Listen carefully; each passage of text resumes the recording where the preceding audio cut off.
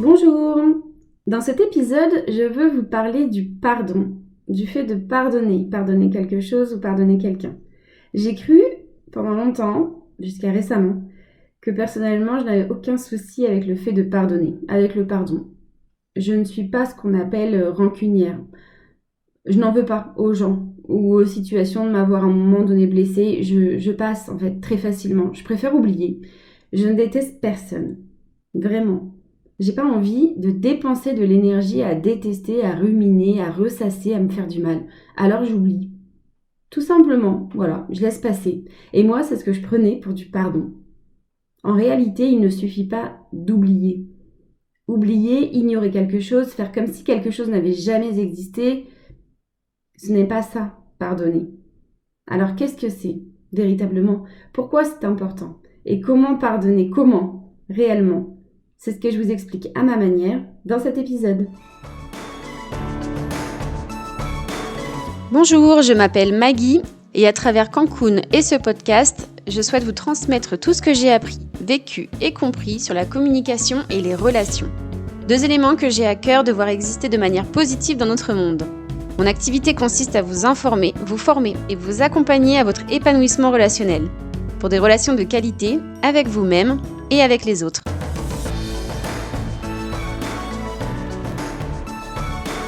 Le pardon. Avant d'aborder son importance et la méthode pour le réaliser, j'aimerais d'abord lui donner du sens. Pardonner, c'est par définition, de manière assez populaire, on sera tous d'accord, que c'est le fait d'excuser une faute, une offense, quelque chose ou quelqu'un qui nous a fait du mal ou du tort. Ce quelqu'un, ça peut être un proche, un collègue, un inconnu même, et ça peut aussi être soi. Quelque chose, ça peut être une situation, des paroles, ou même la vie, les circonstances de la vie, des épreuves. Pardonner, ça vient du latin perdonare. Perdonare, en 2 mots. Dedans, il y a donner. Cela signifie remettre, donner au-delà. Ou si on va plus loin, sortir de soi, le remettre à l'extérieur. Je pourrais m'arrêter là, juste sur le sens, car une fois qu'on a entendu et compris ça, que pardonner, ça veut dire sortir de soi, on comprend ce que cela signifie et ce qu'il va s'agir de faire. À partir du moment où on ressent du mal de quelqu'un ou de quelque chose, il est donc question de pardon. Pardonner, c'est sortir ce mal de soi. Alors quand je disais en préambule que je pensais être douée pour pardonner, parce que je n'étais pas rancunière, en réalité je ne pardonnais pas. J'ignorais juste le mal ou le tort. Je les mettais sous un tapis. Comme un tas de poussière en fait.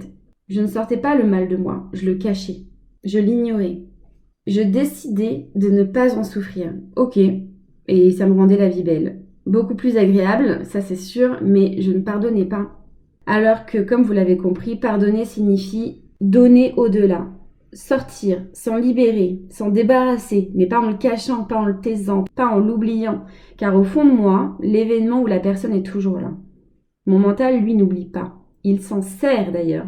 Mon mental s'en sert pour creuser un peu plus une blessure existante ou pour créer ou renforcer une croyance qui me conditionnera encore un peu plus sur ce que je peux ou dois faire, dire ou avec qui.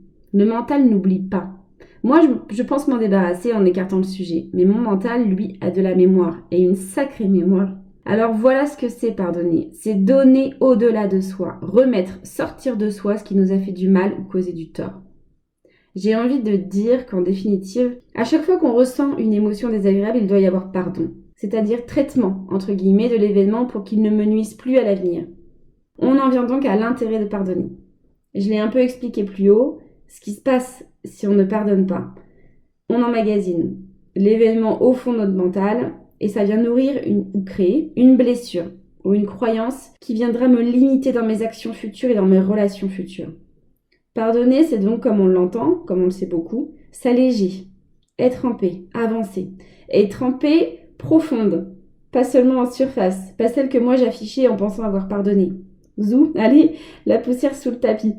J'étais en paix en surface, mais en profondeur, c'était le tourment, de manière inconsciente.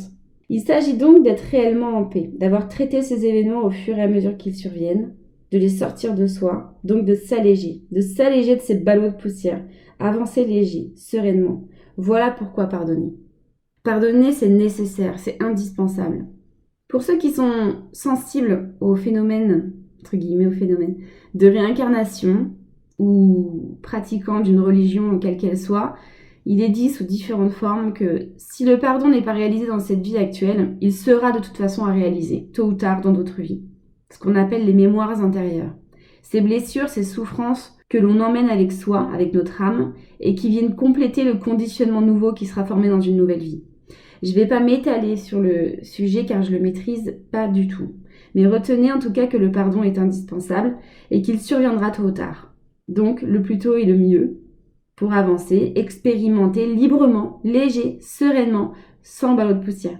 Et sachez qu'il n'est jamais trop tard pour pardonner. Même si cette poussière est là depuis 50 ans, elle est là. Elle est là. Et on peut s'en débarrasser. Il n'y a pas de prescription dans ce domaine. Et c'est ici que j'ai envie de développer aussi donc les freins au pardon. Si c'est si important, indispensable même, alors pourquoi nous ne le faisons pas? La réponse? L'ego. Cette entité développée par notre mental. Celle qui est responsable, donc sur ce sujet du pardon, de l'orgueil, de la nécessité d'avoir raison, de dominer, de contrôler, d'être supérieur aux autres. J'en ferai un épisode dédié. Si vous avez envie d'en savoir plus, en tout cas, je vous conseille le livre Le pouvoir du moment présent d'Eckhart Tolle. C'est mon livre déclic. Et cet ego, donc, c'est aussi notre allié. Il n'a pas que des mauvais côtés. Il faut juste, entre guillemets, bien clarifier sa place et son rôle. Mais il faut savoir qu'il est là aussi, surtout pour nous protéger. Et c'est lui, donc, dans son côté sombre, qui nous fait ressentir la peur. Et la peur peut nous empêcher de pardonner. Peur d'être blessé, de s'être trompé, d'être fragile, de se montrer fragile, d'être vulnérable, d'être faible. L'ego peut nous empêcher de pardonner pour tout cela, car il a peur de perdre son pouvoir. Comprendre le rôle de l'ego et son caractère limitant dans le processus est donc important. Donc, il faut rester conscient de ces manigances. Passons, du coup, à la dernière partie de cet épisode. Une fois qu'on a compris ce qu'était le pardon, l'action de pardonner et pourquoi c'était important, indispensable de le réaliser, de le pratiquer même, j'ai envie de dire, au quotidien. Dès que quelque chose suscite en nous une émotion désagréable, il faut s'en débarrasser, il faut pardonner. Voyons comment. Comment pardonner? 3 étapes. J'aime bien les chiffres impairs. Je fais pas toujours des étapes en nombre impair, mais je les aime bien, pour info. 3 étapes. Comprendre, accepter, aimer.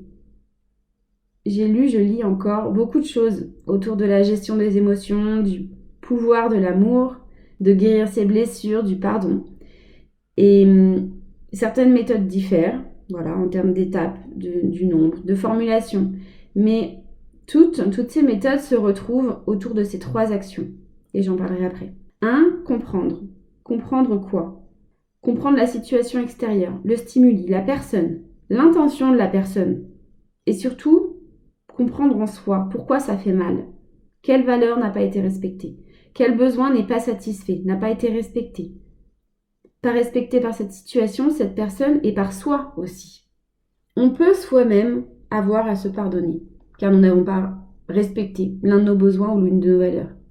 J'ai moi-même vécu un événement qui m'a profondément fait souffrir, car j'avais de moi-même violé l'une de mes valeurs, la plus profonde, l'harmonie. Je me suis mal comportée, j'ai perdu le contrôle de mes actions, de mes paroles, et je m'en suis voulu très longtemps, car je ne m'étais pas pardonnée. Ça avait rongé mon estime de moi, ma confiance et mon amour de moi. Je m'étais fait du mal, je me suis causé du tort, et j'avais décidé de laisser faire le temps, d'oublier. Mais au fond de moi, ça me rongeait. Le pardon allège tout. C'est vraiment la solution. Donc 1, comprendre pourquoi ça fait mal. Cela nécessite de révéler la blessure ou l'écart entre l'événement et la valeur ou le besoin. Pardonner, c'est comprendre d'abord. Et à nouveau, on comprend que si on se connaît bien, épisode numéro 1 de mon podcast, pardonner, c'est comprendre. Et pour se comprendre, il faut bien se connaître. 2, l'accepter. Accepter l'événement ou la personne comme révélateur d'un dysfonctionnement ou révélateur d'une valeur ou d'un besoin en détresse. C'est une opportunité de mieux se connaître. Les émotions sont des boussoles. Agréables et désagréables, les émotions, elles sont là pour nous apprendre. Nous apprendre sur soi, sur ce qu'on aime, ce qu'on n'aime pas, sur ce qui nous fait du bien, sur nos besoins, nos valeurs indispensables. Accepter ce qui nous a causé du tort, fait du mal, c'est accueillir l'événement comme ayant le droit d'exister. Non seulement il a le droit d'exister, mais s'il s'est produit, en fait, c'est qu'il est déjà là, il existe. Et s'il s'est produit, c'est qu'il y a une raison. Il y a quelque chose à comprendre, à gérer, à traiter, à guérir. Et refouler, ignorer ces événements, c'est creuser un peu plus une blessure ou renforcer une croyance qui n'a pas lieu d'exister. Et donc, ne pas pardonner, c'est continuer à souffrir, à creuser, à renforcer, à appuyer encore et encore là où ça fait mal, si on ne le traite pas, jusqu'à ce que ça en devienne insupportable. Et là, on tombe malade, physique ou psychologique. Il nous arrive un accident ou un événement encore plus grave, comme un décès ou une catastrophe naturelle, une catastrophe. C'est l'histoire de la plume, du caillou et du camion. Au début, les signes et les événements font l'effet d'une plume. C'est plutôt doux, agréable. Et ça peut passer inaperçu. Mais si on ne l'écoute pas donc, si on ne le comprend pas, si on ne l'accepte pas, la plume deviendra un caillou. Moins ignorable. Et vous l'avez compris, si on n'écoute toujours pas le caillou, on nous envoie un camion. Alors, quand on comprend ça, d'abord, on évite d'aller jusqu'au camion. Voilà. Et on va prendre au sérieux les signes dès le début. Prendre au sérieux dans le sens où on comprend l'utilité, l'importance de saisir les événements, donc agréables comme désagréables, comme des occasions de comprendre quelque chose, de grandir, d'apprendre, de s'améliorer, de s'épanouir. 2, donc, c'est accueillir, accepter l'événement comme étant important, utile, digne d'intérêt. Et enfin, 3, après comprendre et accepter, c'est aimer. Aimer cette personne, aimer cet événement pour ce qu'il nous a appris, pour le rôle qu'il a eu à jouer, même si c'est extrêmement douloureux. C'est parce qu'il s'agissait d'une blessure qu'il était temps de guérir. Après la plume, après le caillou, on nous envoie le camion. Même si c'est extrêmement douloureux, c'est parce qu'il s'agissait d'une blessure qu'il était temps de guérir. Aimer la personne ou l'événement pour les bienfaits derrière la souffrance, elle était nécessaire. Maintenant, vous l'avez compris. Si je reprends l'image du tapis, imaginez un tapis tout gondolé et qui perd ses couleurs, de son moelleux, qui vous fait tousser même à force d'accueillir les couches de poussière sous lui. Ce tapis, c'est votre esprit. Pardonner, c'est redonner à votre esprit ses couleurs, son confort, son utilité première. C'est faire de votre vie une vie plus belle, réellement en profondeur, pas seulement en surface, comme je le faisais. Et l'amour, c'est la clé. L'amour de soi est indispensable au pardon. Et je vous invite à écouter mon épisode précédent si vous ne l'avez pas déjà fait, dans lequel je vous explique ce que c'est l'amour de soi et comment le développer. Pour se pardonner et pardonner aux autres, il faut aimer. Pour aimer, il faut d'abord s'aimer. Sans amour de soi, il ne peut donc pas y avoir de pardon. C'est l'ingrédient indispensable au pardon. S'aimer, c'est s'envoyer ou envoyer des vibrations positives. C'est dire merci de m'avoir fait grandir. Merci de m'avoir fait grandir malgré la souffrance, malgré l'épreuve désagréable, malgré les émotions désagréables que ça a suscité chez moi. Merci de m'avoir fait grandir. En résumé, lorsque survient un événement qui génère une émotion désagréable, comprenez qu'il y a nécessité de pardonner, nécessité de guérir quelque chose. Comment ? 1. Je comprends, je révèle, je vais chercher. 2. J'accepte, j'accueille. 3. J'aime, j'envoie ou je remplis d'amour la personne, la situation, moi-même ou la vie. Pour terminer, je vous ai dit plutôt que je lisais beaucoup de choses, toujours. Je continue à apprendre, à comprendre et que je retrouvais ces 3 étapes dans beaucoup d'autres méthodes. Certaines dont je vous ai déjà parlé et d'autres pas encore. Et en voici 3 par exemple. Pour faire le lien, j'aime bien donner du sens en fait. J'aime bien que les choses soient logiques. C'est mon côté très cartésien. Donc j'aime bien donner du sens aux choses en réalisant en fait que les choses se rejoignent, qu'on est d'accord sur certaines réalités. D'abord, la méthode RAIN, R-A-I-N. J'ai fait un post écrit, Insta, Facebook sur le sujet et je le développe aussi dans mon épisode sur l'intelligence émotionnelle. Et l'épisode aussi sur pourquoi les émotions, entre guillemets, négatives. RAIN, c'est R-A-I-N, R pour Recognize, A pour Allow, I pour Investigate et N pour Nurture. C'est la méthode de gestion, de traitement des émotions pour R, reconnaître, A, accepter, I, investiguer, N, nourrir.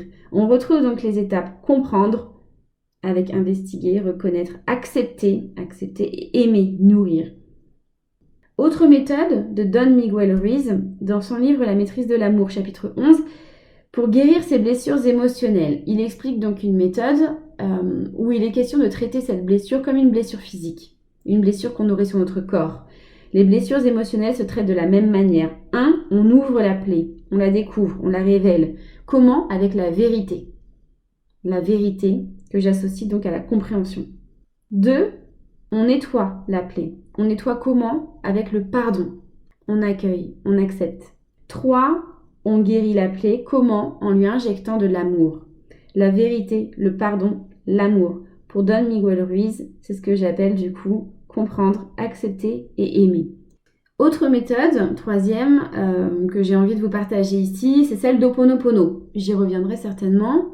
Ho'oponopono, c'est une méthode hawaïenne pour effacer des mémoires, on va dire faire reset. Faire reset sur ses croyances, ses blocages. Et on utilise donc 4 mots, 4 termes qui sont désolé, pardon, merci, je t'aime. Désolé et pardon d'avoir généré et entretenu ces mémoires, ces pensées.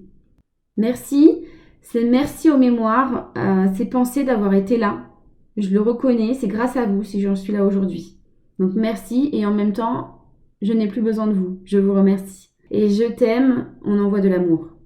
Désolé et pardon, donc d'avoir généré et entretenu ces mémoires, c'est avoir conscience qu'il y a des blocages, qu'il y a des pensées qui nous freinent, c'est comprendre d'où vient le dysfonctionnement.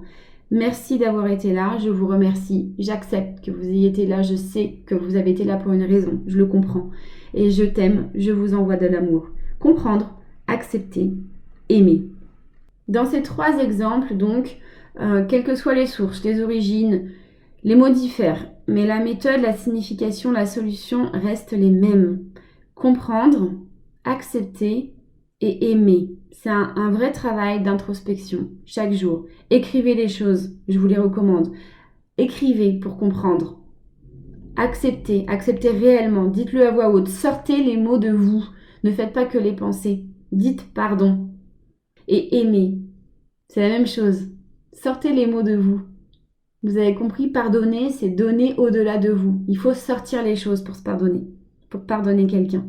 Voilà ce que j'avais envie de vous dire sur le pardon. J'espère que cet épisode vous a plu. Et si c'est le cas, s'il vous plaît, s'il vous a plu, dites-le moi. Je serai également ravie de répondre à vos questions sur le sujet ou sur d'autres sujets. N'hésitez pas à me laisser des commentaires. Merci de m'avoir écouté et à très vite.